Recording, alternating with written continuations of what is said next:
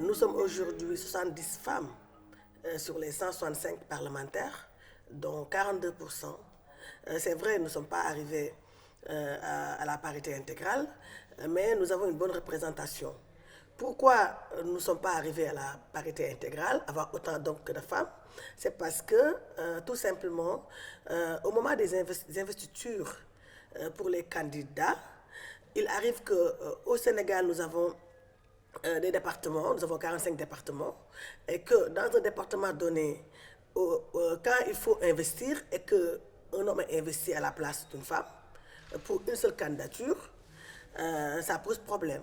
Également, si dans un département donné, on a 3 candidats et que 2 sont des hommes, et un candidat est une femme, c'est également un problème. Donc du coup, il est quasiment difficile d'arriver à cette parité-là.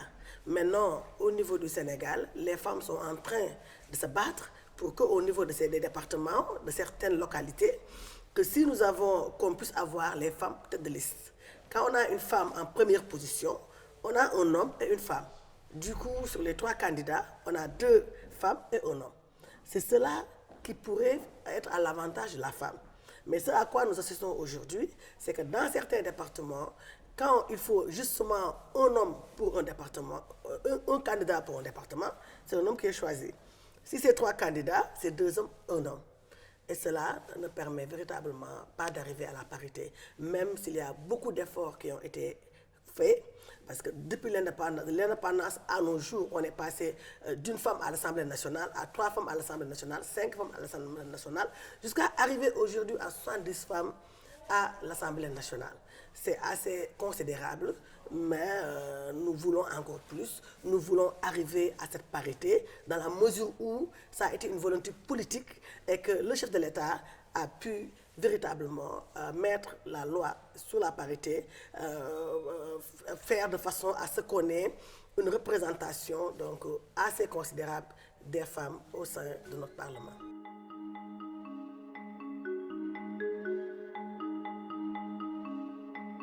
Il y a un problème qui se pose, d'abord c'est le problème de la formation. Les femmes doivent être mieux formées, mieux encadrées pour pouvoir prétendre accéder à certaines positions. Il y a également un autre problème, et c'est un frein également, c'est les moyens pour pouvoir participer, pour pouvoir aspirer, diriger, être à la tête de certaines, quand je prends l'exemple des élections locales, d'être à la tête des mairies, comme on dit, parce qu'il y a un problème financier. Parce que ça, c'est la tradition. La tradition sénégalaise a toujours confiné la femme à un rôle second et a considéré l'homme comme supérieur à la femme.